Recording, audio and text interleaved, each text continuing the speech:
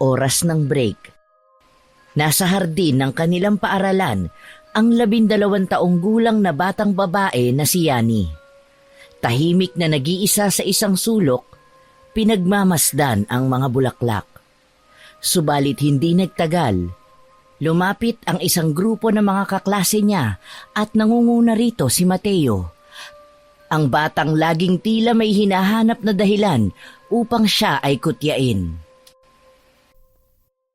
Tignan niyo yan, parang lagi na lang tahimik si Yani. Baka naman aswang talaga yan, kaya walang kaibigan. Hindi ako aswang, Mateo. Gusto ko mapag-isa, kaya wala kayong pakialam. Aba, marunong palang magsalita si Yani. Akala ko pag tuluyan ka nagalit, lalabas sa mga pangil mo. Wala akong kailangan na patunayan sa inyo. Ano, takot ka ba sa mga tao kaya tahimik ka na lang palagi? Baka natatakot kang lumabas ang tunay mong anyo. Hindi mo alam ang sinasabi mo kaya layuan niyo ako. Gusto ko mag-isa. Ano nga ba ang alam mo? Pustahan tayo, hindi ka naman talaga tao eh. Sige nga, patunayan mo nga na hindi ka aswang. Sinabi ko na, wala akong kailangan na patunayan. Ano, baka natatakot ka lang lumaban. Kaya ka walang kaibigan kasi lagi kang tahimik na parang may tinatago eh. Mas mabuti pang walang kaibigan kaysa may kaibigan gaya mo. Hulo, nagalit na si Yani oh. Baka sumigaw na yan ng malakas gaya ng isang ibon. Mateo, tigilan mo na ako. Ayoko nga tumigil. Bakit? Baka kapag tuluyan ka na kasing nagalit, maging tunay kang aswang, ha? Sige nga, magpakita ka ng pangil. Ayoko may masamang mangyari. Kaya bago ka magsalita ng kung ano-ano, isipin mo muna. Narinig niyo yun? Parang nananakot si Yani. Baka naman may balak tong gawin sa atin, mga tol. Baka oras na para matakot kayo. Pero hindi sa akin, kundi sa sarili niyong asal. Walang magtatanggol sa'yo. Wala ka na ngang kaibigan, wala ka rin mga magulang. Kawawang bata. Hindi mo alam ang buhay ko, Mateo. Wala kang karapatang sabihin yan. Bakit? Totoo naman ah. Kawawa ka nga, Yani. Lagi kang nag-iisa. Walang magtatanggol. Kung aswang ka talaga, siguro matagal ka nang pinabayaan ng mga magulang mo dahil wala kang kwenta. Huwag mong idadamay ang mga magulang ko sa kalokohan mo. Oo, ayan. Galit na galit. Ano, tatakutin mo kami? Hindi naman talaga totoo na aswang ka, di ba? Takot ka lang lumaban. Mas pipiliin ko pang mapag-isa kaysa sumama sa mga taong katulad mo. Kung sa tingin mo, wala akong kakampi, baka mali ka. Aba, may banta pa? Sino naman ang kakampi sa'yo, ha? Wala ka ngang kaibigan eh. Sige nga, ipakita mo nga kung anong kaya mo kung aswang ka talaga, Yani. Darating ang panahon. Makikita mo kung sino talaga ang may dahilan para matakot. Huy, saan ka pupunta? Huy! Umuwi ng bahay si Yani. Saktong wala silang klase dahil absent ang guro nila. Pagdating ng bahay, kinumusta si Yani ng Lolo Dennis at Lola Betty niya. Si Lolo Dennis at Lola Betty ang nag-alaga kay Yani nang mamatay ang mga magulang nito. Nagpanggap siyang okay siya dahil ayaw niyang mag-alala ang lolo at lola niya. Magandang hapon po, Lola, Lolo. Kumusta kayo rito? Mano po? Okay lang kami, Apo. Ikaw, kumusta ka? Okay naman po. Alam niyo ba, perfect ako sa math kanina. Ang galing-galing talaga ng apo ko. Walang kupas ang kagalingan. Sakto lang naman po, Lolo. Tsaka mana sa'yo to. Congrats sa'yo, Apo, ha. Ipagpatuloy mo pa. Siyempre naman, apo. Mana ka talaga sa amin ng lola mo. Pero hindi lang sa galing, ha. Pati sa bait. Salamat po, Lolo. Kaya nga po, ayokong bigyan kayo ng problema. Basta po, para sa inyo, gagawin ko ang lahat ng makakaya ko. Naku, Apo, Basta't mahal na mahal ka namin ng lolo mo. Huwag kang mag-alala sa amin. Kami dapat ang nag-aalala sa'yo. Sabihin mo lang kung may problema ka, ha, Apo? Opo, Lola. Promise po, okay lang talaga ako. Ayoko kayong pag-alalahanin. Kaya nga po, pagdating sa school, ginagawa ko ang best ko para mapasaya kayo. Salamat, Apo. Alam naming mahirap din para sa'yo. Pero tandaan mo, nandito kami ng lola mo palagi. Kahit ano pang magyari, hindi ka namin pababayaan. Salamat po, Lolo, Lola. Sobrang mahal na mahal ko rin po kayo. Araw ng Sabado, sumama si Yani sa lolo at lola niya sa bukid. Tumulong siya sa pag-aani ng mga aanihin. Habang nasa gulayan sila, seryoso silang nag-uusap. Hindi ka na lang sana sumama, Apo. Ginawa mo na lang sana yung mga assignment mo. Okay lang po, Lola. Hindi naman masyadong mahirap ang mga assignments ko. Uuwi lang tayo ng maaga, ha? Para makapagsagot ka sa mga assignment mo. Okay lang, Lolo. Linggo pa naman bukas. Lola, may tanong ako. Ano yun, Apo? Bakit may mga taong mapanghusga?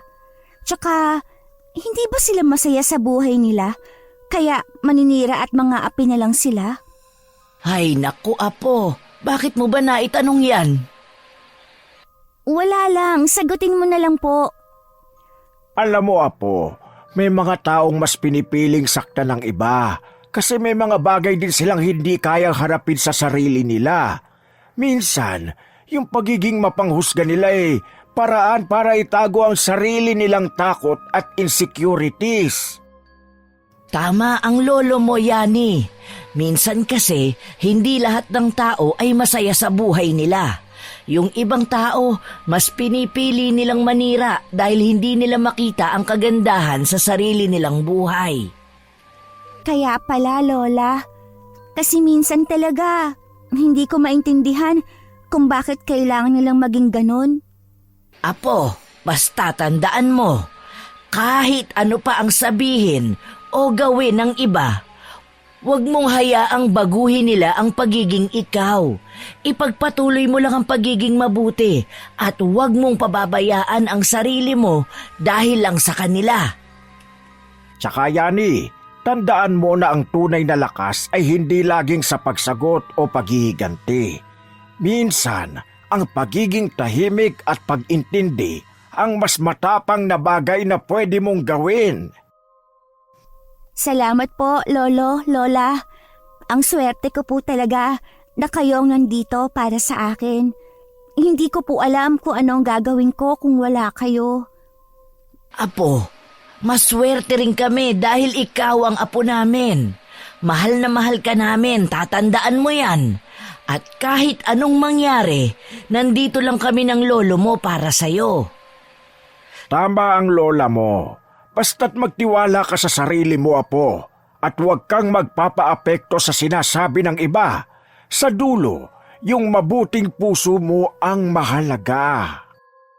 Saka Apo, ipapaalala ko lang sa'yo ha, na kapag may mang-aapi sa'yo, pigilan mo ang sarili mo.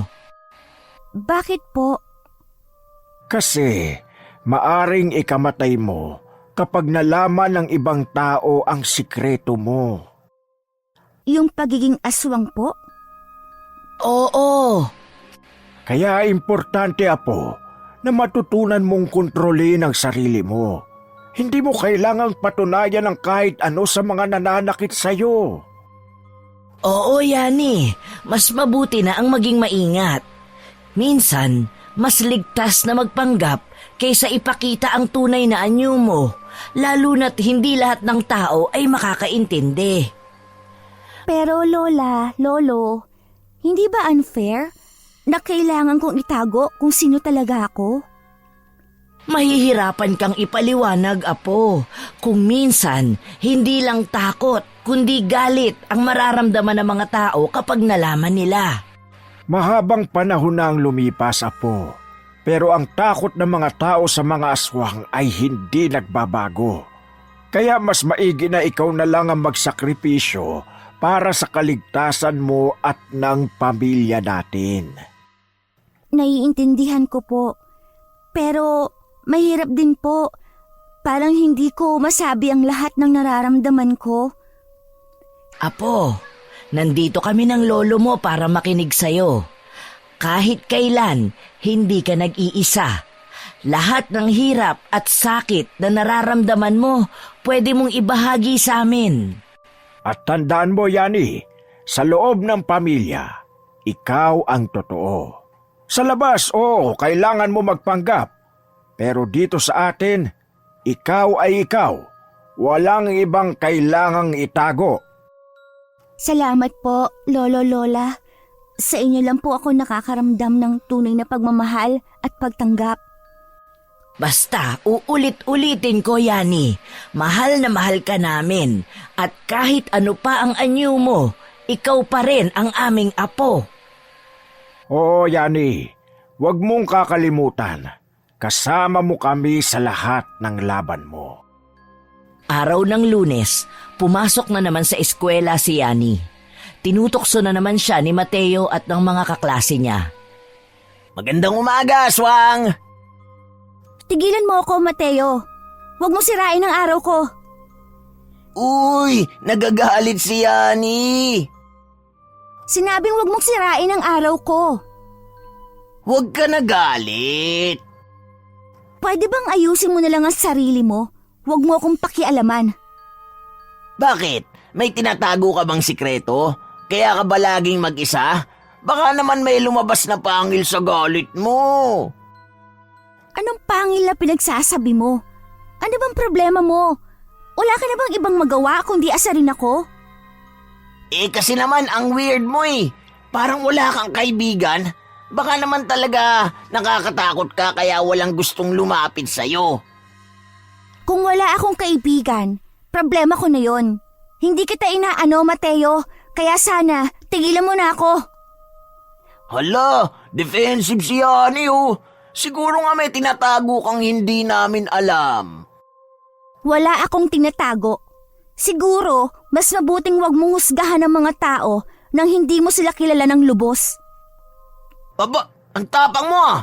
Baka sa isang araw, bigla ka nalang maglaho at bumalik bilang aswang.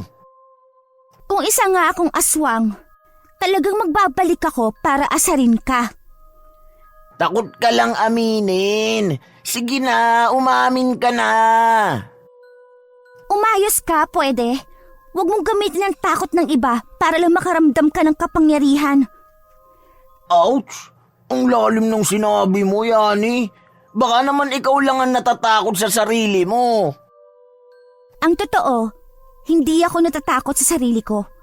Mas natatakot ako sa mga kagaya mong hindi marunong rumespeto. Naku, ang drama mo naman. Pero sige, titigilan kita. Kung kaya ko. Sa labis na lungkot ni Yani, pumunta siya sa isang taniman ng mga gulay na may maliit na kubo. Tahimik at walang tao. Sa kanyang pagmumuni-muni, hindi niya napigilang magpalit ng anyo dahil sa galit sa mga nambubuli sa kanya. Naging aswang siya. Ang tawag sa kanilang lahi ay kuwagbag na may kakayahang magpabilis ng lipad at galaw.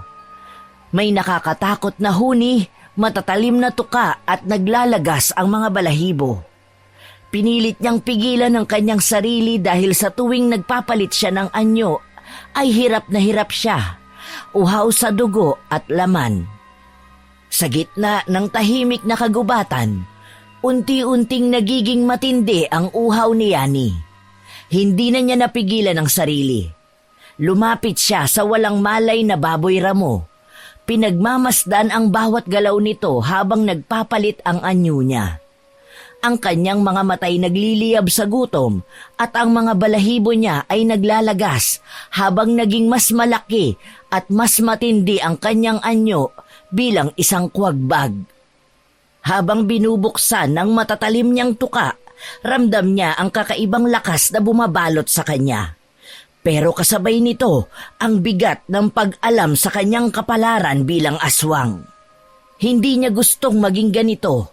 Ngunit sa bawat paglapa niya sa laman ng baboy ramo, tila nawawala ang kanyang takot at bumabalik ang kanyang lakas. Matapos ang ilang saglit, nagbalik siya sa kubo, taglay ang pakiramdam ng kasiyahan at pagkabusog. Tahimik siyang nagbalik sa kanyang anyo bilang tao. Si Yani. Tumitig sa kanyang mga kamay at napabuntong hininga. Mabilis siyang umuwi sa bahay nila. Nadatnan niyang nasa kusina ang lola niya. Pagkapasok pa lang ni Yani sa kusina ay bigla siyang bumagsak. Hinang-hina sa sarili. Lola? Apo, ano nangyari sa'yo? Dennis, tawagin mo si Rose. Mainit si Yani. Oo, pupuntahan ko na. Apo, bakit ba? Anong nangyari sa'yo? Sumama na naman ang loob mo kaya nanghihina ka. Saka mainit ka. Manang Betty, ano na namang nangyari kay Yani? Eto, hawakan mo. Mainit siya eh. Oo nga, may lagnat siya. Pakikuha na lang ng mga gamot. Eto, dapuan mo na siya ng tuwalya na may suka. Apo, gagamutin ka na. Hindi na siya makasalita. Ano nangyari sa kanya? Ganyan kapag nilalagnat yan, hindi na magsasalita. Hinang-hina ang katawan niya. Yani, Apo, kaya mo bang sumagot? Anong nararamdaman mo? Hindi ko alam, Lola. Parang ang sakit ng ulo ko at mga bulong ng mga bata. Baka dahil sa mga nangyari sa school mo. Sige, kailangan mo muna magpahinga. Yani, ano bang nangyari sa'yo? Kung may problema ka, sabihin mo lang. Sabi nila, aswang ako. Huwag mo silang pakinggan, Apo. Mga bata lang yan na hindi nakakaintindi. Lahat tayo may kanya-kanyang kwento at hindi mo kailangan mag-alala. Tama si Lola. Baka naiinggit sila sa'yo dahil sa iyong mga talento. Magaling ka, Yani. Huwag mo silang bigyang halaga. Ngayon kumalma ka. Dadalhin kita sa doktor bukas kung hindi ka gagaling. Pero dapat matulog ka na ngayon. Okay ba, Apo? Okay, Lola. Rose, pakibantayan si Yani. Kung hindi siya bumuti, baka kailangan nating iwanan ng bahay mamaya. Oo, Manong Dennis. Gagawin ko ang lahat para maalagaan siya. Huwag ka mag-alala.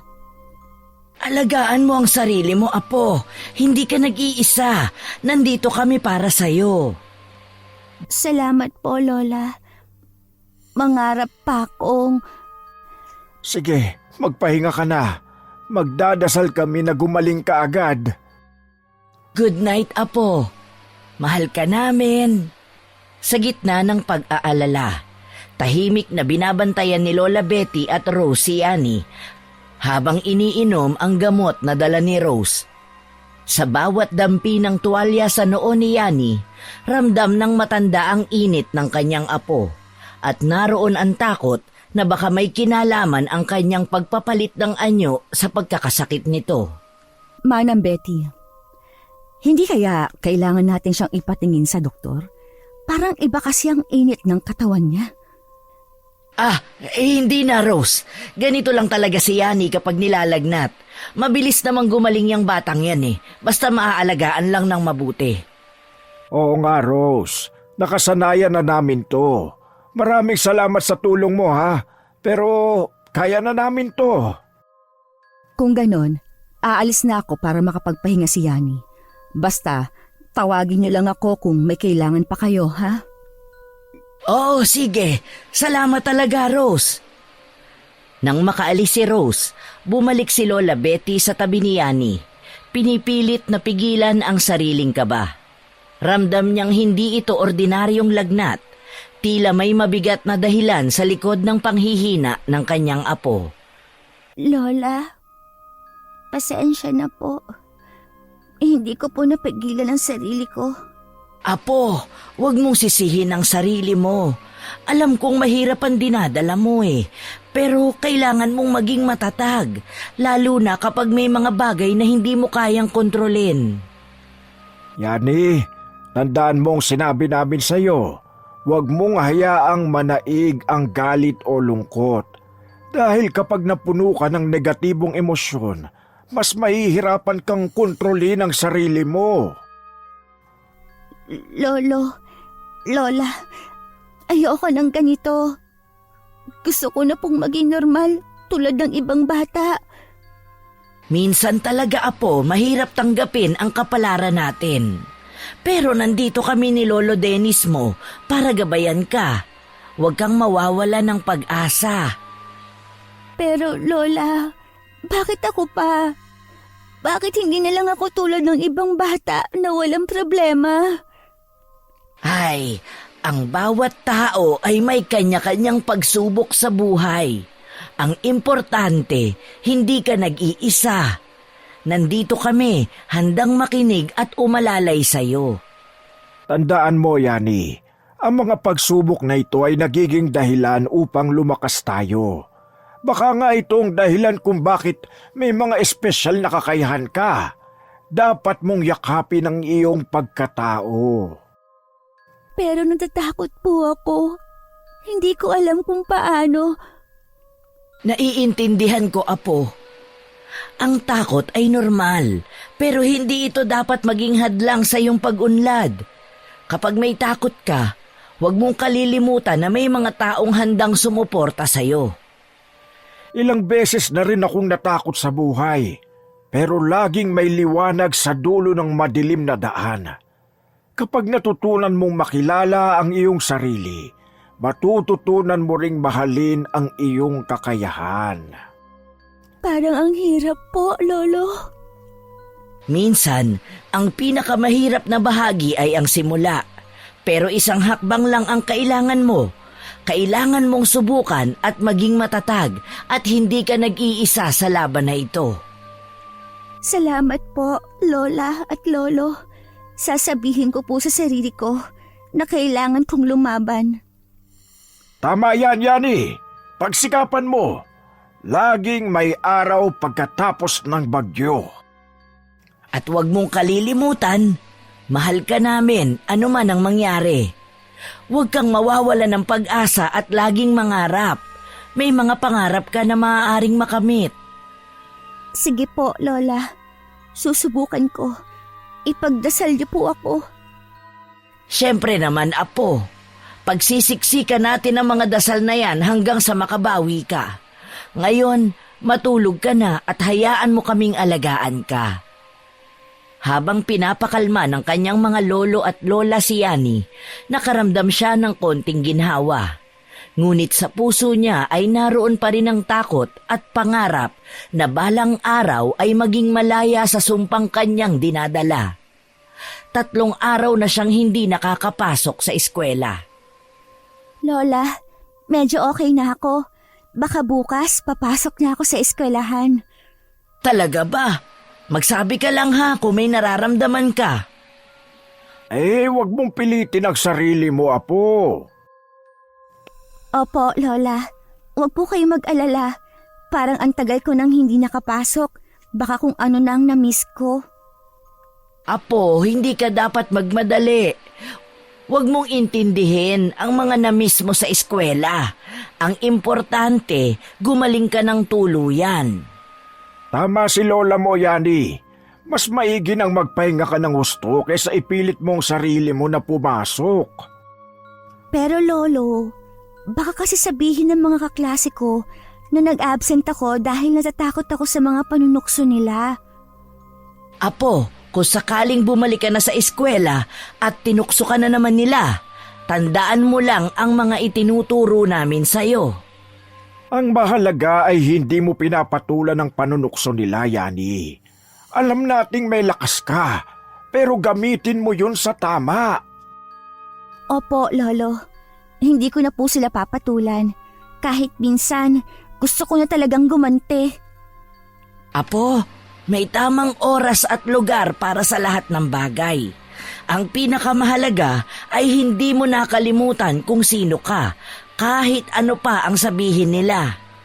At tandaan mo, Yani, nandito kami at hindi ka nag-iisa. Kapag may problema ka, lumapit ka sa amin. Maraming salamat, Lola, Lolo. Hindi ko po alam kung ano ang gagawin ko kung wala kayo. Ay naku apo, huwag kang mag-alala. Hindi kami mawawala ng lolo mo. Nagtatawanan sila sa gitna ng seryosong usapan at sa pagkakataong yun ay naramdaman ni Yani ang pagmamahal at proteksyon mula sa kanyang mga lolo at lola.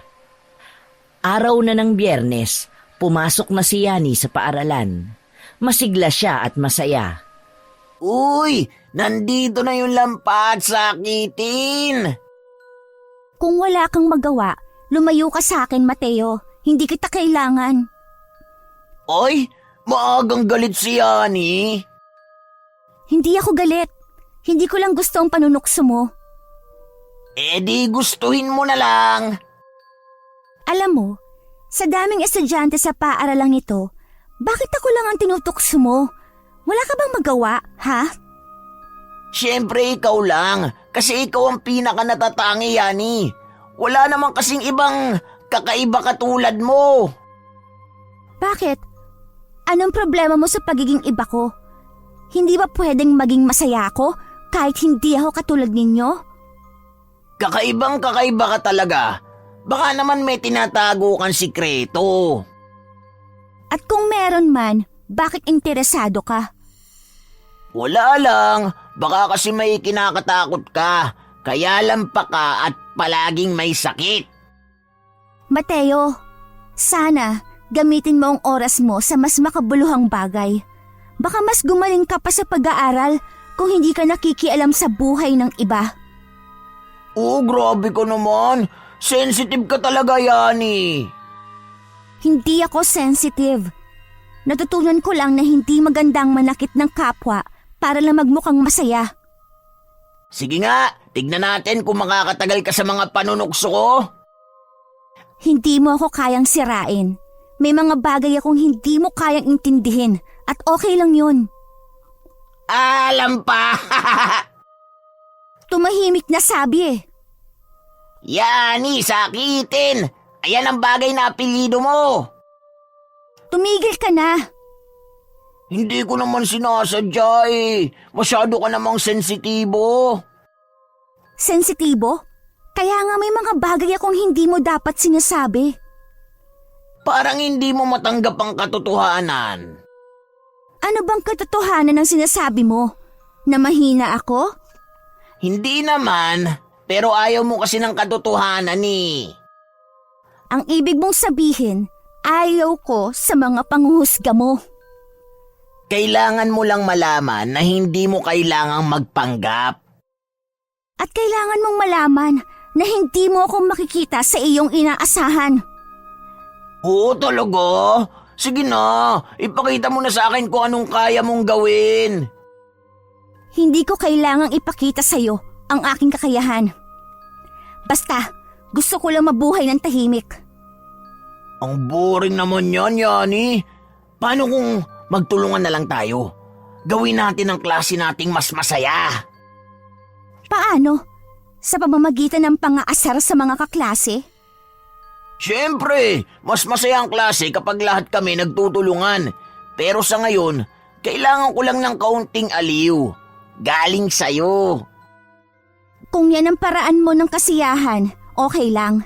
Pero hindi ko gagawin ng mga bagay na nakakasakit sa iba para lang makasali sa inyo. Grabe, parang ang boring mo, Yani.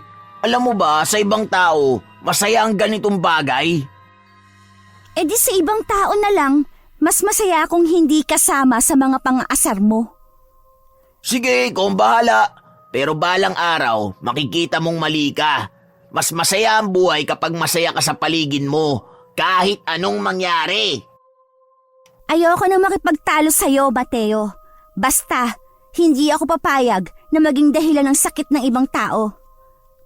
Habang patuloy ang kanilang pag-uusap, si Yani ay unti-unting nagiging mas matatag. Kahit na ang mga salitang binitawan ni Mateo ay punong-puno ng pang-uuyam, naisip niya na hindi ito ang huling laban na kailangan niyang pagdaanan. Basta hindi mo ako matatalo sa laban na to. Patuloy ako mang-aasar hanggang sa sumuko ka. Hindi ako susuko. Mag-aral ka na lang, baka sakaling mas maging mabait ka. Ayan, masyado ko na namang seryoso. Magpakatatag ka, Yani. At sana, dumating ang araw na maintindihan mo kung bakit ako ganito. Umalis si Yani sa harap ni Mateo. Lumabas siya sa silid at pumunta sa masukal na lugar sa kanilang paaralan. Nagpalit siya ng anyo bilang kuwagbag. Galit na galit siya dahil patuloy pa rin siyang tinutukso ng mga kaklase, lalong-lalo na si Mateo. Nang maging aswang na si Yani ay bumalik siya sa eskwelahan at sinugod ang mga kaklase niyang bully. Tinakot niya ang mga ito. Nakita siya ng maraming tao na nasa paligid at nagpulasa ng mga ito dahil sa takot. Huwag mo kami saktan! Tulong! May halimaw! Mateo, ikaw ang may kasalanan nito. Ginulo mo ang pagkatao ko, kaya ito ang ganti para tigilan mo ako. Oo, aswang ako. Isang kuwagbag na aswang. Ano, masaya ka na? Yani, ikaw? Pasensya na. Hindi naman namin sinasadya eh. Katuwa lang naman yun eh. Akala ko mabait ka, Yani. Pero hindi pala. Sinong babait sa katulad ninyong bully? Yani, hindi ko alam. Hindi ko alam na ganitong nararamdaman mo. Hindi mo talaga malalaman dahil hindi ikaw ang pinagtatawanan at minamaliit araw-araw. Hindi ko naman sinasadya eh. Akala ko biro lang lahat yun. Biro? Sa tingin mo, masaya ako sa bawat salitang sinasabi mo? Sa bawat titig ng panghuhusga? Hindi ko na ulit gagawin. Pinapangako ko, Yani. Pangako? Ilang beses na akong nakarinig ng pangako, Mateo. Yani, kalma ka lang. Hindi lahat ng tao makakaintindi sa'yo. Kung ganon, hindi ko na kailangan ng pag-intindi nila. Basta, ito ang huling beses na papayag akong apak-apakan ninyo. Habang nakatayo si Yani sa harap ni Mateo, tila nagbago ang klima sa paligid. Malamig na hangin at nakakakilabot ito. Umihip pa ng malakas ang hangin dahil sa pagpagaspas ng pakpak ni Yani. Ha? Ano na naman yan, Yani? Sinabi ko na sa'yo, hindi mo ako kayang saktan sa mga salita mo. Ngayon, ipapakita ko sa'yo kung sino talaga ako. Ibinuka ni Yani ang kumikinang niyang balahibo. Sa bawat paggalaw niya sa kanyang pakpak ay nagtatanggalan ng mga balahibo. Nagliliparan ito na parang mga karayom na itinatapon sa paligid. Ang mga naroon ay nagsisigawan at nagsisitakbuhan sa takot. Pero si Mateo ay hindi makaalis. Nanginginig ang katawan niya at pilit na nagsisiksik sa gilid ng mga halaman. Anong ginagawa mo, Yani? Tumigil ka na! Patawad na! Sinabi ko na sa'yo, may mga bagay na hindi mo kayang intindihin. Hindi lahat ng bagay ay katulad ng iniisip mo. Naiintindihan mo na ba? Ang panunukso at panghuhusga mo ay may kapalit at ang bawat salita mo ay may kasamang responsibilidad. Sige na, Yani. Patawarin mo na ako. Hindi ko na ulitin. Pangako. Sana natutunan mo, Mateo. Hindi mo kailangang saktan ng ibang tao para lang masabing malakas ka. Ang tunay na lakas ay nasa loob ng bawat isa sa atin. Pero hindi mo yun makikita kung puro panghuhusgang nasa puso mo.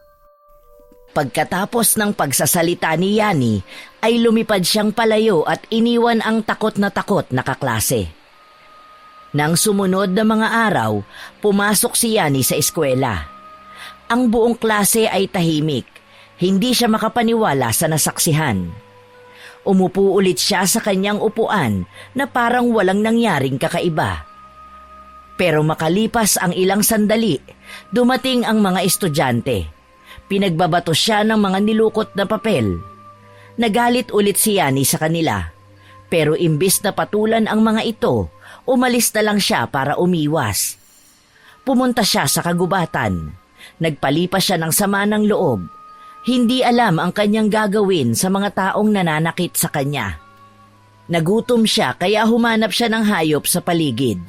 Nakakita siya ng 2 musang, matataba ang mga ito. Kaagad niyang sinunggaba ng mga ito at ginamitan ng matatalas niyang kuko. Nang hindi na gumagalaw ang mga hayop, ay kaagad niyang nilapa. Gutom na siya, kaya sakto sa kanya ang 2 musang. Nang mabusog siya ay naglinis siya ng katawan. Umuwi siya ng bahay nila, nagsumbong siya sa kanyang lolo at lola tungkol sa naganap sa eskwelahan. Apo, anong nangyari sa paaralan? Narinig ko ang balita kay Rose. Mano po, lola, lolo? Apo, sagutin mo ang tanong ng lola mo. Hindi ko na kasi kaya ang pang-aapi nila, lola eh. Kaya nilabas ko na ang tunay kong anyo. Apo, alam mo namang delikado kapag ipinakita mo ang tunay mong anyo. Hindi lahat ng tao ay handang tanggapin tayo. Pero lola, hindi ko na kasi kaya. Ang sakit na ng mga salitang binabato nila sa akin. Pati katawan ko, binato nila ng kung ano-ano. Pakiramdam ko, wala na akong halaga sa kanila. Naiintindihan namin ang nararamdaman mo, Apo. Pero dapat ay matutunan mong kontrolin ang galit mo. Ang tunay na lakas ay nasa pagpipigil at pagtitimpi. Pero, lolo, paano ko pipigilan ang sarili ko kung araw-araw na lang nila akong sinasaktan? Apo, sa ganitong panahon, mas lalo mong kailangan ng lakas ng loob. Hindi kailangang ipakita ang anyo mo para ipagtanggol ang sarili mo. Gusto ko lang naman natigilan na nila ako, lola. Ang hirap magpanggap na kaya kong magtiis. Lahat tayo ay may pinagdadaan ng ganyan, Yani. Ang ating uri ay matagal nang itinataboy ng lipunan. Ngunit hindi ibig sabihin nito na magpapakababa tayo sa kanilang antas. Pero lolo, hindi ba't may karapatan din akong ipagtanggol ang sarili ko? Tama ka, Apo. Pero may mas mainam na paraan para gawin yon. Hindi sa pagiging mabangis, kundi sa pagpapakita ng kabutihan kahit na mahirap. Hindi ko alam kung kaya ko pa, lola. Ang bigat sa pakiramdam. Dito ka namin gagabayan, Yani. Kapag natutunan mong magpatawad at tanggapin ang sarili mo, makakahanap ka ng kapayapaan. Pero paano ko gagawin yun? Paano kung muli nila akong saktan? Dahan-dahan lang, Apo. Ang unang hakbang ay ang pagpapatawad. Hindi lamang sa kanila kundi sa sarili mo rin. Mahirap pala talaga ang maging kakaiba, lolo, lola? Oo, Apo. Pero lagi mong tandaan, hindi ka nag-iisa. Nandito kami at lagi naming pipiliing ipagtanggol ka.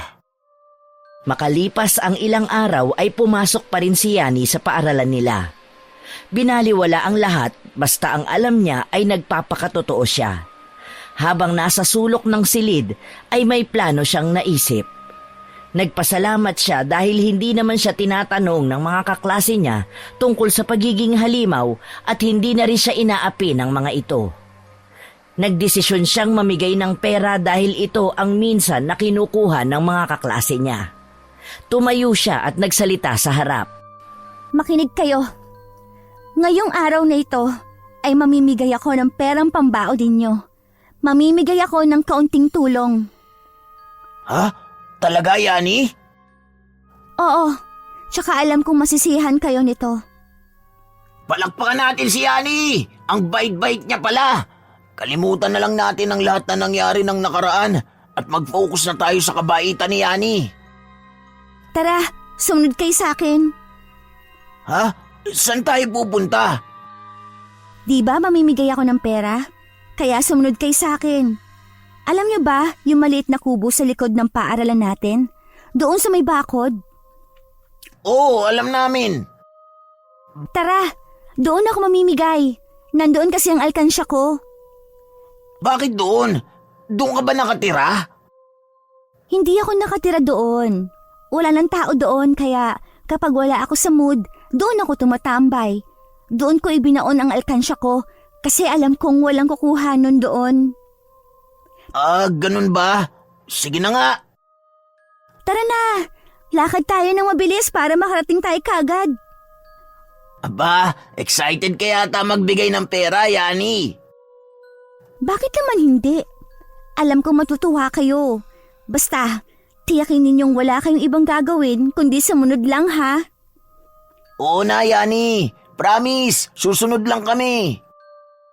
Oh, yan. Dito na tayo. Pumasok kayo at maghintay saglit. Kukunin ko lang alkansya ko. Ang dilim naman dito, Yani. Hindi ka ba natatakot pumunta dito mag-isa? Sanay na ako dito. Ako pa bang matatakot? Yani, bakit mo sinara? Anong ibig sabihin nito? Alam ko kung ano lang ang habol ninyo sa akin. Puro panlalamang. Kaya ngayon, narito kayo sa lugar kung saan kayo magmumuni-muni. Ano? Yani, palabasin mo kami! Wala kaming ginawa sa'yo ngayon! Ngayon, oo. Pero hindi ninyo inaalala ang ginawa ninyo sa akin noon? Kaya ngayon, dyan kayo muna at pag-isipan ang lahat ng yon. Yani, hindi kami matutulungan ng ganito. Hindi ganito ang kabaitan na gusto mong ipakita, di ba? Kabaitan? Alam kong kabaitan ang kailangan. Pero minsan, kailangan din nilang matutunan ng leksyon. Nagpalit ng anyo si Yani habang nasa harapan ng mga bully niyang mga kaklase. Naging aswang nakwagbag si Yani. Kumuha siya ng isang buhay na manok na naligaw doon, sa kanya nilapa at harap-harapang ipinakita sa mga kaklase. Yani, anong ginawa mo sa manok? Simple lang, nilapa ko. Ganito ang mangyayari sa inyo kapag patuloy niyo akong inaapi. Nakita niyo to? Magiging katulad kayo sa ginawa ko dito sa manok. Teka lang, kuha pa ako ng isa. Tatakas tayo dito. Teka lang, maghintay kayo. Nang bumalik si Yani sa silid, ay wala na ang mga kaklase niya. Tumakas na ang mga ito. Kaya nagwala siya. Hinagis niya ang mga bagay sa loob ng kubo. Bumalik kayo dito, hindi pa ako tapos. Shh, huwag kayo maingay. Uy, naririnig ko kayo. Humuni si Yani kaya dali-daling tumakbo ang mga kaklase niya. Takot na takot kay Yani. Isa na rito si Mateo na nagkandara pa dahil sa labis na takot. Uy, Mateo, halika rito. Yani, tumigil ka na. Promise, hindi na kita apin. Promise? Ilang beses mo na bang sinabi yan? Yani, hindi mo na kailangan gawin to. Hayaan mo na lang kaming umalis. Bakit? Dahil ba akong tinutokso nyo? Hindi ko ba karapat-dapat na ipagtanggol ang sarili ko? Oo, karapat-dapat ka. Pero hindi mo naman kailangan ganyanin ang lahat ng tao. Ilang beses ko nang sinubukan ng kabaitan. Pero ano nangyari? Puro pang-aapi. Tingin mo, ang simpleng sorry, sapat na para kalimutan ang lahat? Yani, sinasabi ko lang na wag mo nang isipin ang mga yun. Magsimula tayo ulit. Gusto ko talagang ayusin ang lahat. Magsimula ulit? Kayo ang mga taong nagpasakit sa akin. Paano ko ito magagawa? Alam ko mahirap ang sitwasyon natin. Pero sa tingin ko, kung susubukan mong bigyan ng pagkakataon ng sarili mong kalimutan ang nakaraan, makikita mong may ibang tao na handang tumulong sa'yo. At paano kung hindi mo matupad ang pangako mo? Paulit-ulit lang itong mangyayari. Magtiwala ka sa akin, Yani. Iba na ako. Hindi ko na kaya masaktan ka ulit. Sige, pero kailangan mong patunayan yan. Isang pagkakamali at wala ng pagkakataon. Sige, gagawin kong lahat. Ipapakita ko sa'yo na nagbago na ako. Hindi na kita aapihin. Sige, Pero isang pagkakamali mo lang. Okay, challenge accepted! Ayos. Pero tandaan mo, hindi madaling kalimutan ng mga sugat. Yun ang dahilan kung bakit kailangan natin ng isa't isa. Kaya, anong plano natin mula dito? Magkakaroon tayo ng bagong simula. Pero dapat mong ipakita sa akin ang iyong tunay na hangarin. Nang makabalik ang ibang kaklase ni Yani sa silid-aralan, ay ipinagkalat ng mga ito na halimaw si Yani dahil nakita nila itong lumapa ng hayop. Kalat na kalat sa buong lugar ang pagiging halimaw ni Yani. Imbis na magbagong simula na siya ay mas lalo siyang pinagalit. Naniwala ang mga ibang estudyante kaya mas lalong marami ang nagalit kay Yani. Dali-daling umuwi si Yani sa bahay nila. Dapat na malaman ng lolo at lola niya ang nangyari. Bumili muna ng papel si Yani dahil may mga assignment siya na aasikasuhin, pero laking gulat niya na maraming tao sa bahay nila. Sinugod ang lola at lolo niya ng mga taong galit na galit. Sa galit ni Yani sa mga ito, kaagad siyang nagpalit ng anyo bilang kuwagbag. Mabilis siyang lumipad patungo sa bahay nila. Nang paparating siya sa bahay ay humuni siya ng nakakabingi. Agad na lumingon ang mga tao sa kanya. Kailangan niyang iligtas ang lolo at lola niya. Nagpakitang gilas siya. Nilabas niya ang lahat ng kakayahan niya. Huwag niyong saktan ang lolo at lola ko! Ako ang saktan niyo! Huwag niyong subukan na saktan ang lola at lola ko! Makikita niyo talaga! Isa ka pa, Aling Rose! Ikaw ang may pakana ng lahat ng ito! Ipinagkalat mo sa kanila! Dapat lang, kasi mga halimaw kayo! Kung halimaw kami, ano ka? Isa ka sa mga dahilan kung bakit kami naging ganito! Ikaw ang tunay na halimaw, Yani! Paano mo kami nagagawang takutin? Hindi ko gustong takutin kayo, pero sinaktan niyo ako at ang mga mahal ko. Ngayon, walang makakasakit sa kanila. Yani, kumalma ka! Hindi ito makakabuti sa'yo! Gusto ko lang silang iligtas. Alam ko pero kailangan natin silang kausapin ng mahinahon. Wala akong intensyon na saktan ng mga lolo at lola mo, Yani. Pero natatakot kami sa'yo. Natatakot kayo sa akin? Bakit? Dahil sa kung ano ako? Oo, kasi iba ka. Nakita namin kung paano mo sinaktan ng iba. At anong ginawa ninyo sa akin? Ano nangyari sa akin dahil sa mga sinabi nyo? Inaapi? Sinaktan? Diba? Ang mga tao hindi palaging makakaunawa. Pero nandito ako. Handa akong makinig. Ang hirap. Kahit nangako ka. Pero anong ginawa mo? Pinagkalat mo sa lahat na halimaw ako. Pasensya na kung hindi ako tumupad sa usapan. Yani, hindi ko kaya mawala ang mga kaibigan ko, pati mga bata. Pero naiintindihan ko ang sakit na dinaranas mo. Sa tingin mo, kaya pa nating ayusin ito pagkatapos ng ginawa niyo sa akin? Oo, magsimula tayo. Dapat tayo makipag-usap, hindi mang-away. Pasensya na, Yani. Hindi ko naisip ang nararamdaman mo. Walang hiya kayo! Puro kayo pangako! Nagsitakbuhan ang mga tao, takot na takot. Agad na nag-anyong tao si Yani. Nilapitan niya agad ang lolo at lola niya. Apo, okay ka lang ba? Opo, Lola. Kayo ho ba, Lolo? Okay lang kami ng lola mo, Apo. Salamat at niligtas mo kami. Salamat, Lolo. Gusto ko sanang ipagtanggol kayo. Pero natatakot ako sa mga tao. Hindi mo kailangang mag-alala, Apo. Ipinakita mo kung gaano ka katatag. Napakahusay mo. Tama si lola mo. Pero sana'y magkaroon tayo ng pagkakataong makipag-usap sa mga tao. Kailangan nilang maunawaan kung sino ka talaga. Oo nga, pero paano natin sila mahihikayat?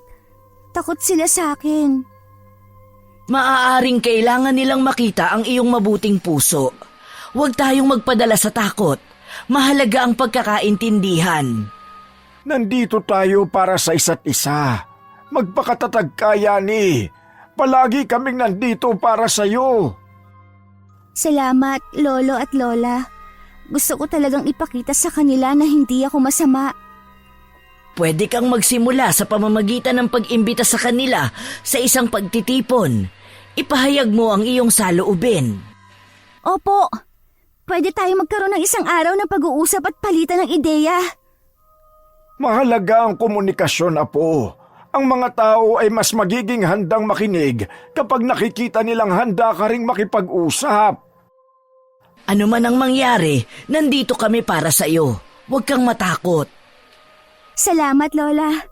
Magsasagawa ako ng pagtitipon. Kailangan ko lang ipakita sa kanila kung sino talaga ako. Hindi lang bilang isang aswang, kundi bilang si Yani. Mahalaga ang pagiging tapat sa iyong sarili, Apo. Iparamdam mo sa kanila ang iyong tunay na pagkatao. Opo, Lolo. Handa na akong ipakita sa kanila ang aking totoo. Salamat sa suporta. Matapos ang mga nangyari ay nagbago na sana ang pananaw sa buhay ni Yani. Pero naging masama lang ang tingin niya sa mga tao. Hindi siya makalimot sa mga nangyaring pang-aapi at pananakit ng mga tao sa paligid. Mas lalong sumama ang ugali niya. Bakit ko sila dapat patawarin, Lola? Paulit-ulit lang ako nasaktan ng mga tao. Naiintindihan ko, Apo. Mahirap kalimutan ang mga bagay na yon. Pero ang sama ng loob ay hindi makakabuti sa'yo. Yani, ang galit ay parang tinik na patuloy na sumasakit sa puso. Kung hindi mo ito ilalabas, ikaw ang masasaktan. Pero paano kung hindi ko na mapakita sa kanila ang totoo? Parang gusto ko na lang magalit sa lahat. Ang galit ay isang natural na damdamin. Pero huwag mong hayaan ito ang magdikta sa iyong pagkatao. Pwede mo itong gamitin upang maging mas matatag. Oo, Yani. Maaaring makilala mo ang iyong sarili sa pamamagitan ng mga pagsubok. Ang mahalaga, ang iyong reaksyon sa mga ito. Pero nagbigay na ako ng pagkakataon sa kanila. At ginulo lang nila ako. Wala silang pakialam sa nararamdaman ko. Hindi lahat ay katulad ng mga bully, Yani. May mga tao ring handang makinig at umintindi. Huwag mo silang ikategorya batay sa ilang masamang karanasan. Tumingin ka sa mga tao sa paligid mo. Hanapin ang mga may mabuting puso. At huwag isara ang iyong sarili sa mga pagkakataong pwede kang makahanap ng tunay na kaibigan. Kailangan kong subukan, pero ang hirap. Oo, mahirap, pero hindi imposibleng bumangon mula sa mga sugat. Alalahanin mo na hindi ka nag-iisa. Kasama mo kami palagi at handa kaming tumulong sa iyo. Sige, susubukan ko pong buksan ang sarili ko sa ibang tao. Pero hindi ako magpapadala sa mga masamang tao. Yan ang tamang pananaw, Yani. Ang pagsubok ay bahagi ng buhay. At lagi tayong nandito para kay Yani. Sa apo natin. Gabi na ay hindi pa tulog si Yani. Tulog ang mga tao. Naglibot siya sa paligid hanggang sa nanlapa siya ng mga nakasalubong niyang hayop tulad ng mga aso. Sari-saring hayop ang nilapa niya. Nasisiyahan siya sa kanyang ginawa kaya pinagpatuloy niya ito. Kinabukasan, pumasok siya sa eskwela. Tahimik sa loob ng silid dahil siya pa lang ang tao, pero nagulat siyang pumasok ang grupo ng mga bully. May dala itong papel. Binato siya. Takot ang mga bully kay Yani pero patuloy pa rin ang kanilang pang-aapi. Nagsisigawan ang mga kasama ni Mateo. Yani, lampas, sakitin, maputla, halimaw! Tumigil kayo, mga walang hiya! Hindi kami titigil! Halimaw ka! Halimaw! Tama na, ano bang kasalanan ko sa inyo? Kasalanan mo? Kasalanan mong nandito ka na pinapaligiran mo kami ng kamalasan dahil halimaw ka! Hindi ako halimaw. Isa akong tao katulad ninyo. Tao? Kung tao ka, bakit ganyan ang itsura mo? Tsaka yung pinapakita mo? Bakit hindi ka namin gusto? Bakit? Kailan ba kita ginusto? Kung ganito lang din pala ang pagtingin ninyo sa akin. Kasi Yani, hindi ka dapat nandito. Lahat ng nandito ay ayaw sa'yo. Masaya ka ba, Mateo? Masaya ka bang saktan ako? Bakit ka lumalapit? Natatakot ka ba? Kung sa tingin mo, natatakot ako sa inyo, nagkakamali ka. Kung halimaw nga ako tulad ng sinasabi ninyo, anong gagawin ninyo? Ipakikita namin sa lahat na halimaw ka nga. Ay, oo nga pala, alam na ng lahat. Sige, ipakita mo ulit sa kanila. Pero tandaan mo ito, Mateo. Ang bawat galit na itinatanim mo sa akin, babalik din sa'yo. Mga kaibigan, tara na! Lumabas na tayo dito! Ako ang lalabas. Naglakad palabas ng silid si Yani. Tahimik ngunit puno ng galit at hinanakit sa puso. Alam niyang kailangan niyang maging matatag para sa sarili niya. Pero nagdesisyon siyang dumaan sa mapanganib na labanan. Bumalik siya sa silid-aralan. Sa kanyang paghuni ay dinala niya ang mga bully sa abandonadong bahay. Pinaglaruan niya ang mga ito. Tama na, Yani! Anong tama? Nung sinabi kong tama ng pang-aapi niyo sa akin, nakinig ba kayo? Yani, patawarin mo na kami. Hindi na namin ulitin, promise! Ilang beses ko na bang narinig yan sa'yo? Pero paulit-ulit mo pa rin ako inaapi. Hindi ko alam, Yani. Nagsisisi na ako. Nagsisisi ka lang dahil natatakot ka ngayon. Hindi dahil totoong pagsisisi mo. Alam mo bang wala na akong pakialam sa mga pangako mo? Yani, parang awa mo na. Hindi ko sinasadya. Hindi sinasadya. Sa bawat salita mong mapanlait, sa bawat pang-aaping ginawa mo sa akin, hindi mo sinasadya. Yani, patawarin mo na kami. Natuto na kami. Hindi ko na maibabalik ang mga araw na pinahirapan niyo ako. At kahit ilang beses kayong magmakaawa, hindi ibig sabihin na makakalimutan kong lahat ng sakit na dinulot niyo sa akin. Hindi na kami mga api, Yani. Pangako. Wala na akong pakialam sa mga pangako mo, Mateo. Naglakad palayo si Yani. Iniwan ang mga bully sa abandonadong bahay. Ngayon, dala niya ang sakit at galit. Ngunit mas alam niya nang hindi siya papayag na muling apihin ng kahit na sino. Sa kanyang paglalakad ay hindi niya inaasahang makakasalubong niya ang kanyang Lolo Dennis at Lola Betty. Sabi ko na nga ba dito ka lang namin matatagpuan. Umuwi na tayo, Apo. Sige po, Lola, Lolo. Uuwi na po ako. Mano po? Ano yung sumigaw sa loob ng bahay? Wala Lola. Pusa lang yan. May dinala kasi akong pusa dyan para minsan makasama ko. Pusa? May pusa bang nagsasalita at tumatawag ng tulong? Guni-guni mo lang yon, Lolo. Tara na po. Hindi pusa yun. Puntahan natin, Dennis. Lola, Lolo. Lola! Lolo! Nandito kami! Apo, totoo ba yung naririnig namin? Sino yung tumatawag sa amin? Wala yon, Lola. Pinaglalaroan lang siguro kayo ng guni-guni ninyo. Hindi ko yan guni-guni, Yani. Alam kong may mga tao sa loob. Lolo Dennis! Lola Betty! Tulong! Bakit may mga tao sa loob ng abandonadong bahay? Anong ginawa mo? Lola, hindi po sa lahat ng pagkakataon kaya ko magpatawad. Sila po ang mga nangaapi sa akin. Alam naming nasaktan ka, Apo.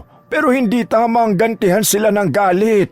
Hindi ba tinuro namin sa'yo na ang mabuting puso ang pinakamalakas na sandata? Yani, pasensya na. Hindi ko talaga alam na ganito kalalim ang sugat na nagawa ko. Hindi niyo na maiintindihan ang sakit at hirap na pinagdaanan ko. Araw-araw nila akong pinarurusahan nang wala akong kalaban-laban. Totoo, Apo. Hindi natin kayang baguhin ang nakaraan. Pero nasa iyo pa rin ang kapangyarihan kung paano mo haharapin at babaguhin ang kinabukasan. Ang puot ay parang tanikala. Ikaw rin ang hindi makakawala. Apo, Bakit hindi mo bigyan ng pagkakataon ng sarili mong makalaya sa galit? Pero, ang sakit. Hindi ko alam kung kaya ko. Yani, hindi na namin mababago ang nagawa namin. Pero mula ngayon babawi kami kung papayagan mo. Apo, laging may pagkakataon para sa pagbabago.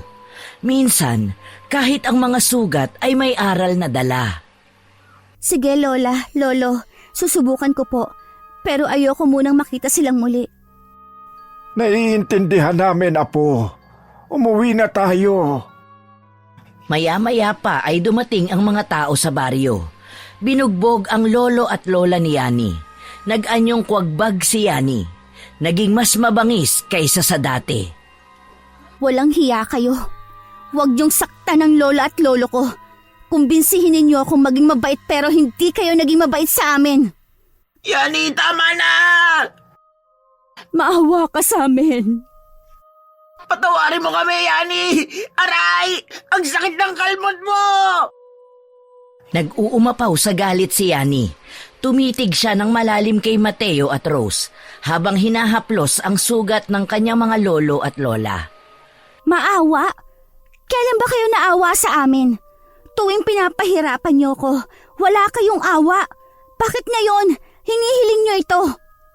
Yani, hindi namin alam na ganito kalalim ang galit mo. Yani, mali kami. Nagkamali kami.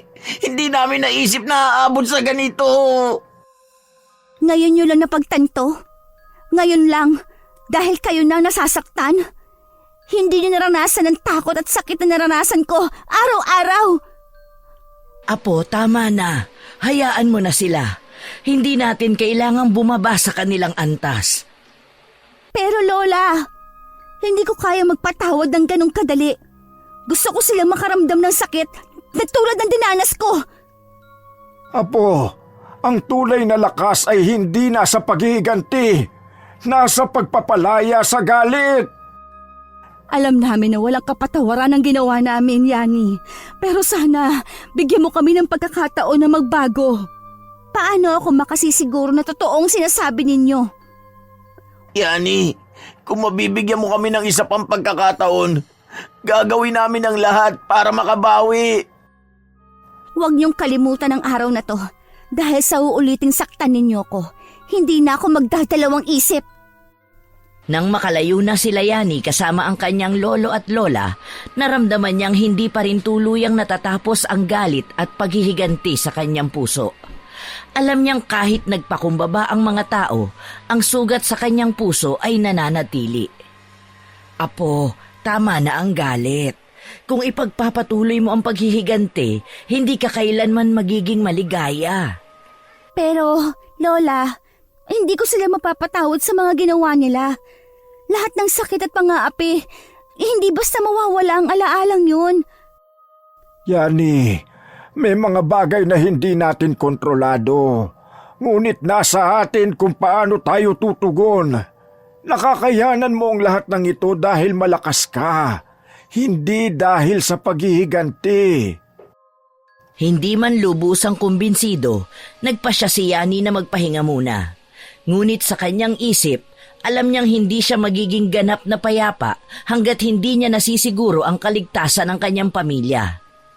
Lumipas ang ilang araw, ngunit ang takot at galit ay nananatiling buhay sa kanyang puso.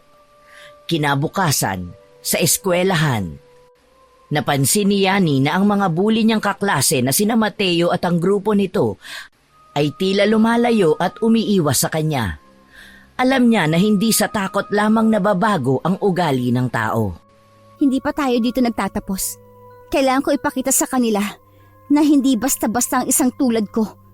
Kung gusto nilang bumawi, kailangan nilang patunayan yon. Nang gabing yon, bumalik si Yani sa abandonadong bahay na dating kanilang pinagtagpuan.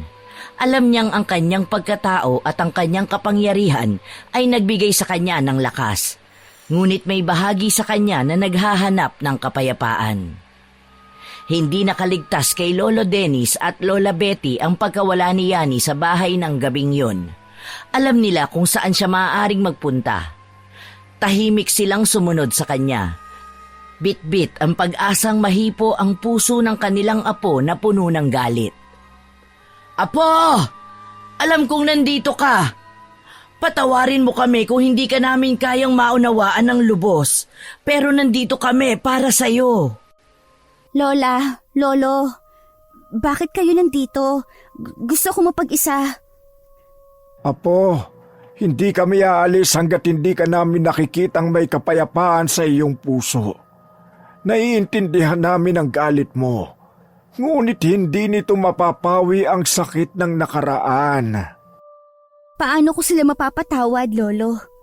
Paulit-ulit nila akong sinaktan at inapi. Anong karapatan nilang mabuhay ng payapa habang ako'y nababalot sa takot at galit? Hindi mo kailangang patawarin sila para sa kanila, kundi para sa sarili mo. Hindi mo kayang dalhin ang bigat ng galit habang buhay. Palalayain mo ang sarili mo kapag natutunan mong bitawan ang sakit. Sa yakap ng kanyang lola, unti-unting naramdaman ni Yani ang init at pagmamahal na bumabalot sa kanya. Para bang sa unang pagkakataon, nagkaroon siya ng silong mula sa unos na kanyang nararamdaman. Paano, Lola? Paano ko mabibitawan ang sakit na ito? Apo, unti-unti. Sa bawat araw na pipiliin mong maging mabuti sa kabila ng pait, doon ka magiging tunay na malakas. At sa gabing yon, sa abandonadong bahay, nagkaroon ng munting liwanag sa puso ni Yani na puno ng dilim. Alam niyang hindi magiging madali ang paglalakbay, ngunit sa gabay ng kanyang lolo at lola, nagsimula siyang mangarap ng kapayapaan. Nang makauwi sila, ay laking gulat nila na sinunog ang kanilang bahay. Sinunog ng mga tao at ng mga nang-aapi sa kanila. Mga buwisit. Yung bahay natin! Wala na tayong bahay. Nakita nilang abo na lang ang natira sa bahay na kanilang pinaghirapan. Ang mga alaala, kasiyahan at mga sakripisyo ay naglaho sa apoy na dala ng galit ng mga tao sa baryo. Mga walang awang tao. Hinding-hindi ko sila mapapatawad. Sila ang may kasalanan nito. Apo, hindi magiging madali ang mga susunod na araw. Ngunit hindi ibig sabihin na wala na tayong tirahan ay wala na rin tayong pag-asa. Ang mahalaga, buhay tayo at magkakasama. Hindi tayo tatalikod sa hirap, Apo. Malalagpasan natin ito ng magkakasama. Pero paano tayo magsisimula ulit? Lahat na lang ay kinuha nila sa atin. Ano pa natitira sa atin? Natitira pa rin ang pagmamahal natin sa isa't isa, Apo. Kahit kailan hindi yun masusunog o mawawala. Sa harap ng abo ng kanilang tahanan, nagsimula silang magyakap.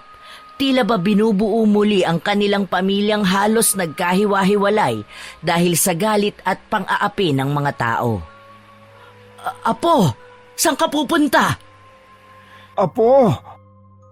Maghihigati ako, Lola. Magtago kayo. Sa mga salitang yon, nagbago ang anyo ni Yani. Ang kanyang anyo ay naging kuwagbag, puno ng galit at determinasyon.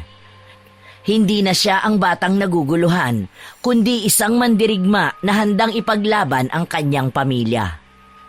Huwag, Apo! Hindi ito ang solusyon! Ang paghihiganti ay hindi makakapagbigay sa atin ng kapayapaan!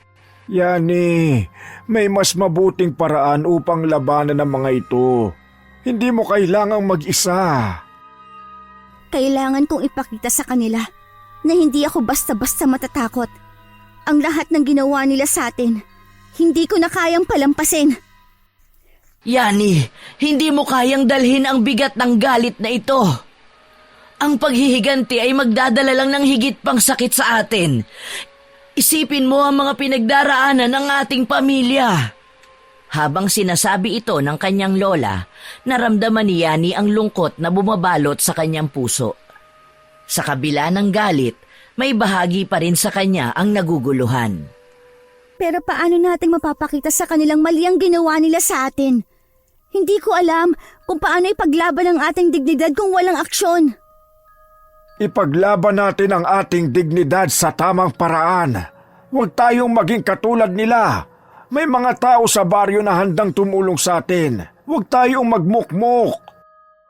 Ikaw ang liwanag sa aming buhay, Yani. Hindi mo kailangang maging madilim upang ipakita ang iyong lakas. Magkaisa tayo para sa isang mas mabuting bukas. Sige po, Lola, Lolo. Maghahanap ako ng paraan na hindi magdadala ng sakit. Pero hindi ko maiiwasan ang pakiramdam na kailangan kong ipagtanggol kayo. Sa puntong yon, sa kabila ng kanyang galit, unti-unting bumalik ang liwanag sa puso ni Yani. Nagpasya siyang hindi na lang umalis sa gitna ng gulo. At huminahon naman na ang lolo at lola niya. Pinatulog na lang niya ang dalawang matanda sa puno ng mahogani dahil may ginawang upuan ang lolo niya doon. Nang makatulog na sina Lolo Dennis at Lola Betty niya, ay agad siyang tumayo. Umalis siya, naghanap ng mga hayop na lalapain. Sa puno ng mangga ay nakakita siya ng manok, sinunggaban niya agad ito. Kung ano-anong hayop ang natagpuan niya at nilapa niya. Tinipon niya ang kanyang lakas para makapaghiganti sa mga tao. Hindi niya pwedeng palampasin ang ginawa ng taong galit sa kanila sa bahay nila. Habang palakad-lakad siya sa daan, may napapansin siyang anino ng tao. Nagtago siya sa gilid ng kahoy kung saan ay madilim. Nang lumampas na ang tao sa punong pinagtataguan niya, ay nakilala niya ito. Si Mateo, ang palaging nang aapi sa kanya. Kumusta? Sino ka? Hulaan mo. Hindi ako nakikipagbiruan. Kumusta, Mateo? Ako ito, si Yani, ang palagi mong inaapi sa paaralan. Yani, anong gagawin mo sa akin? Simple lang. Lalapain kita tulad ng mga ginawa ko sa mga hayop. Yani, huwag mo akong saktan. Wala akong ginawa masama sa'yo. Hindi ba't ikaw ang nangaapi sa akin?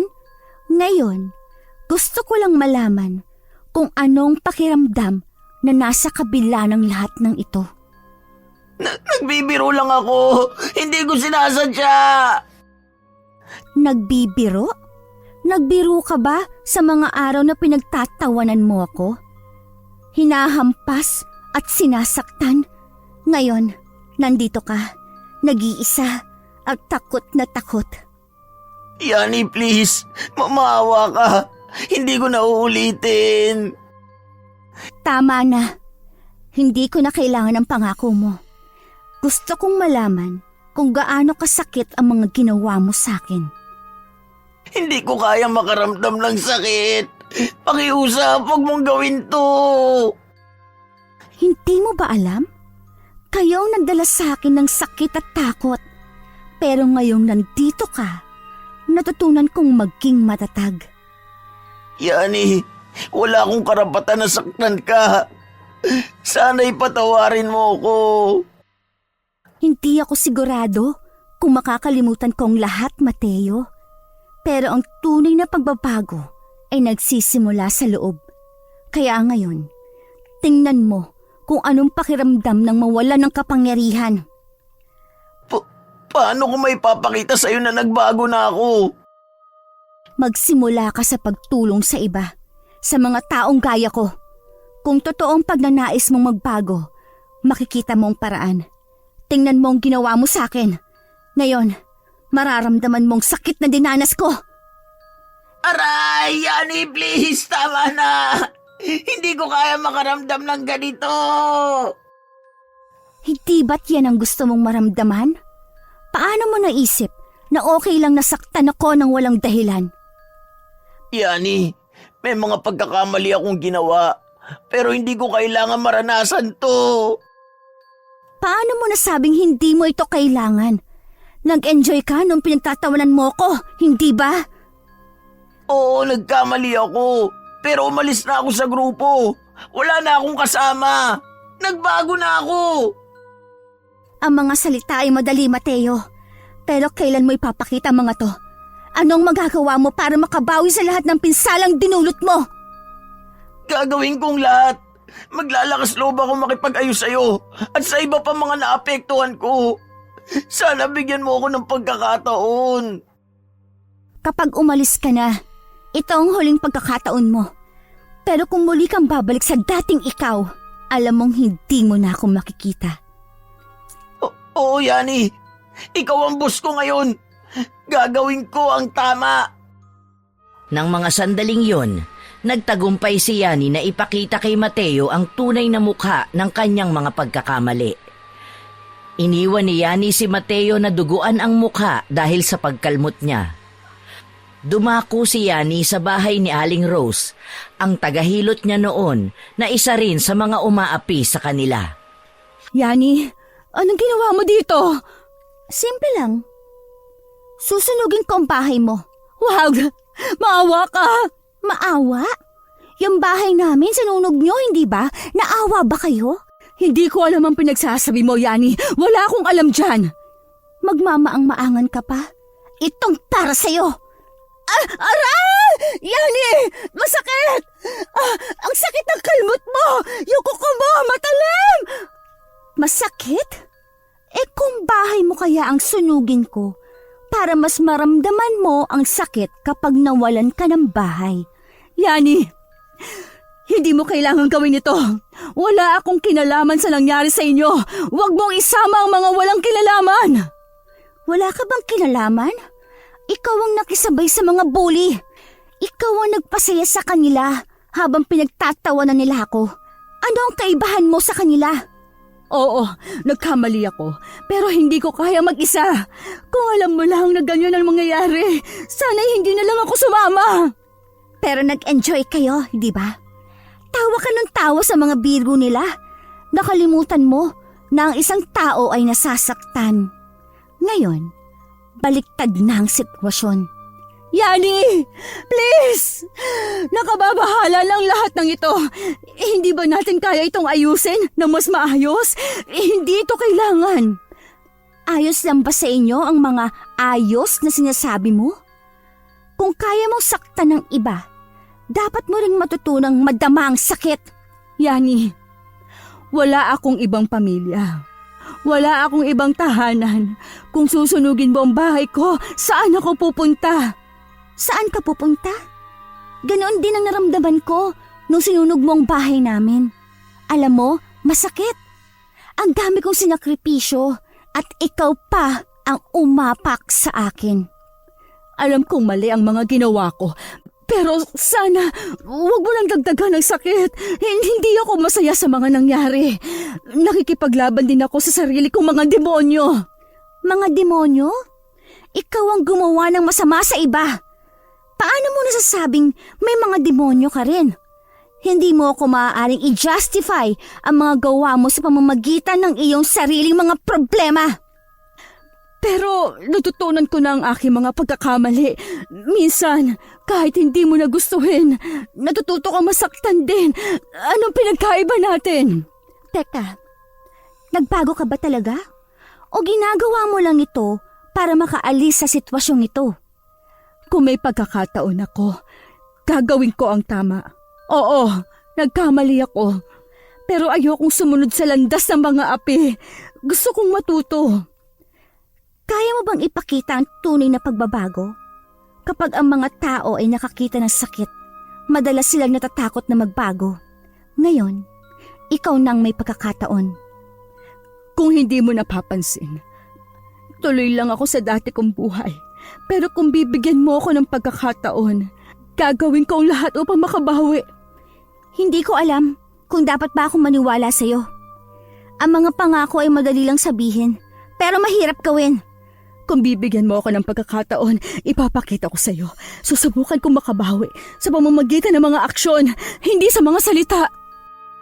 Habang naglalakad si Yani pauwi, ang kanyang puso ay puno pa rin ng galit at pagkamuhi.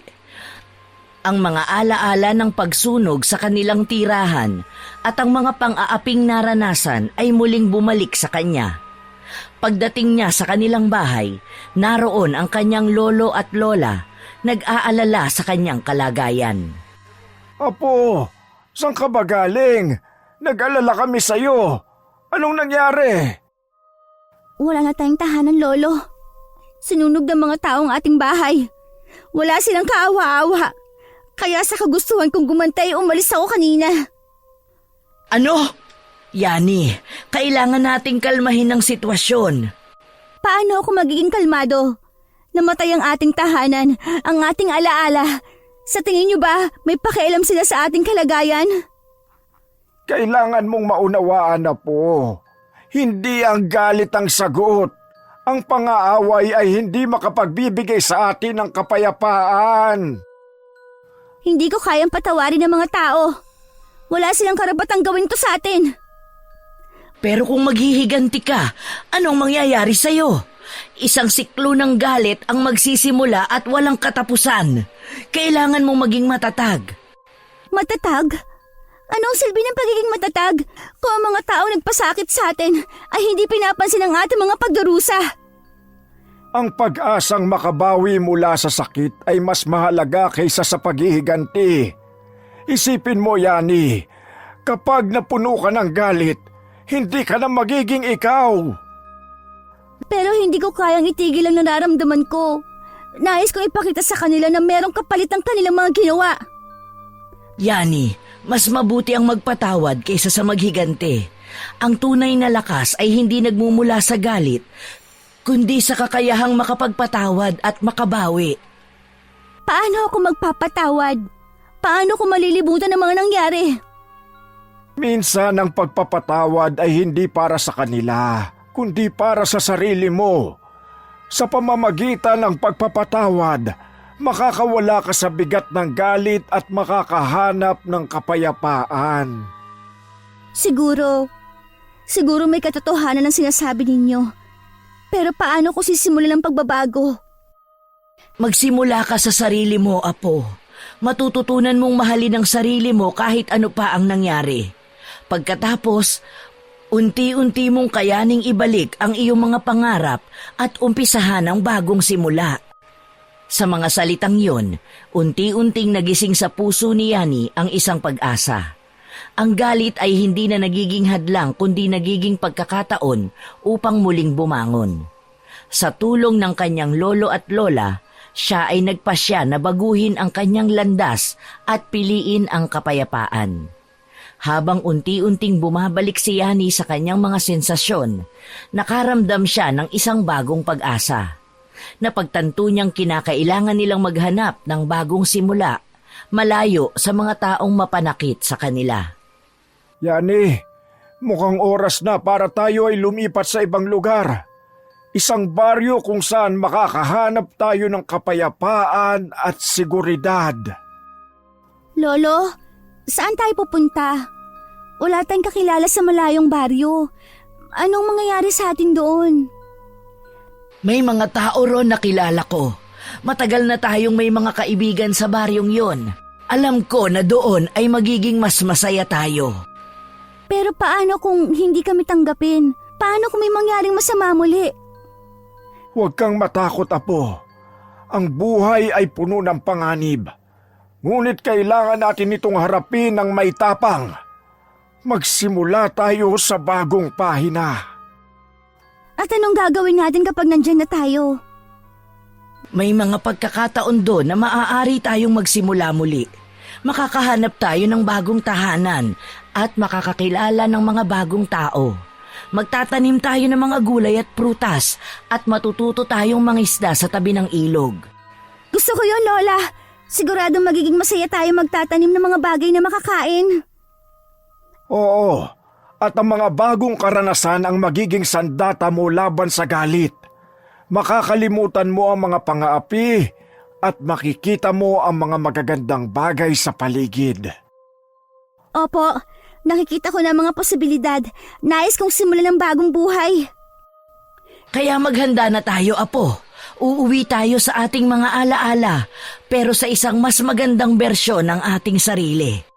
Sa mga sumunod na araw, pinagsikapan nilang ipunin ang kanilang mga gamit. Ang pag-asa sa bagong simula ay unti-unting nagbigay liwanag sa kanilang mga mata. Sa huli, sila'y naglakbay patungo sa bagong baryo. Nagdala ng kanilang mga pangarap at iniwan ang mga alaala ng nakaraan na puno ng sakit at pagdurusa. Sigurado akong magiging mas mabuti ang lahat. Sa bagong baryo, kami ay magiging masaya. Oo, Yani. Ang pinakamahalaga ay ang ating pamilya at ang pagmamahal na dala natin. Magiging bagong simula ito para sa atin.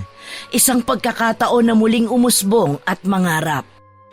At sa paglipas ng panahon, natutunan ni Yani na ang tunay na lakas ay hindi nagmumula sa pag-aaway, kundi sa kakayahang bumangon, magpatawad at lumikha ng mas magandang kinabukasan. Sa pagdating nila sa bagong baryo, natagpuan ni Yani ang isang tahimik at maaliwalas na komunidad. Ang mga tao ay masasaya at ang mga bahay ay puno ng ngiti at pag-asa. Ngunit sa likod ng kanyang ngiti, may takot pa ring bumabalot sa kanyang puso. Alam niya na hindi pa siya ligtas mula sa kanyang nakaraan. Yani, gusto kong makinig ka ng mabuti. Sa bagong simula na ito, mahalaga ang iyong seguridad. Opo, Lolo. Ano po ba ang dapat kong gawin? Kailangan mong itago ang iyong tunay na pagkatao. Ang iyong kapangyarihan bilang kuwagbag ay dapat manatiling lihim. Isinalin lamang ito sa iyo ng iyong ina bago siya pumanaw. At alam mong delikado ito. Pero paano kung may makaalam? Baka hindi ko maikubli ang lahat. Minsan ang mga hindi alam ay nagiging banta. Huwag mong hayaan na malaman ng ibang tungkol sa iyong kakayahan. Kung malaman nila, baka magdulot ito ng takot at galit. At ang mga tao ay hindi alam kung paano ka tratuhin. Oo, Apo. Ang kuwagbag ay itinuturing na isang alamat, isang bagay na kinatatakutan ng maraming tao. Kailangan mong ipakita ang iyong sarili na isang normal na tao. Naintindihan ko po. Ngunit paano kung may mangyaring masama sa akin at hindi ko magagamit ang kapangyarihan ko? Huwag kang matakot, Yani. Kapag dumating ang oras na kinakailangan mong gamitin ang iyong kapangyarihan, makikita mo ang tamang pagkakataon. Ang pagiging matatag at mapagmatsyag ay susi. Isang pamilya tayo at sama-sama tayong lalaban.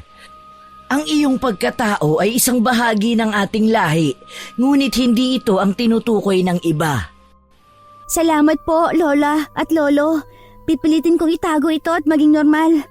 Gagawin ko ang lahat para sa pamilya natin. Habang nagpatuloy sila sa kanilang bagong buhay, si Yani ay nagpasya na lumahok sa mga aktibidad ng baryo. Nakilala niya ang mga bagong kaibigan at unti-unting nakalimutan ang mga pasakit ng kanyang nakaraan. Gayunpaman sa kanyang puso, alam niyang ang kanyang sikreto ay patuloy na nagbabantay. Tara, maglaro tayo. Ipakita natin sa kanila na kaya natin magsaya kahit na may mga pagsubok sa buhay. Sa bawat araw na lumilipas, unti-unti niyang naiiwan ang takot at galit. Ngunit sa likod ng mga ngiti, ang alaala ng kanyang kapangyarihan bilang kuwagbag ay patuloy na nagbabantay. At sa kabila ng bagong simula, alam niyang ang kanyang pagkatao ay laging magiging bahagi ng kanyang kwento.